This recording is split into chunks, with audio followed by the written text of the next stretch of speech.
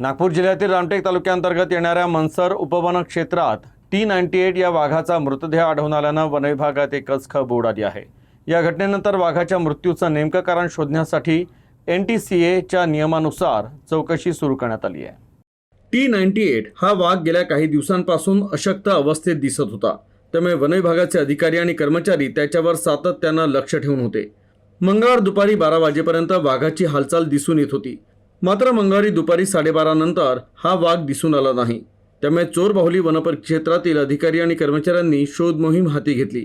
दरम्यान एका शेतात T98 हा वाघ मृतावस्थेत आढळून आला। पंचनामा करून मृतदेह पुढील तपासणीसाठी नागपुरातील वन्यजीव उपचार केंद्रात पाठवण्यात आला आहे। NTCAच्या नियमावलीनुसार शवविच्छेदन आणि सविस्तर तपासणीचा अहवाल आल्यानंतरच वाघाच्या मृत्यूचे नेमकं कारण स्पष्ट होऊ शकणार आहे। हा वाघ T98 पेंच व्याघ्र प्रकल्पामधील चोरबाहुली परिक्षेत्रात हा याचं वास्तव होतं। तो काल दुपारून चोरबाहुली वन्यजीवच्या कर्मचाऱ्यांना तो अस्वस्थ अवस्थेत दिसला। तेव्हापासून त्याच्यावर मॉनिटरिंग चालू होती।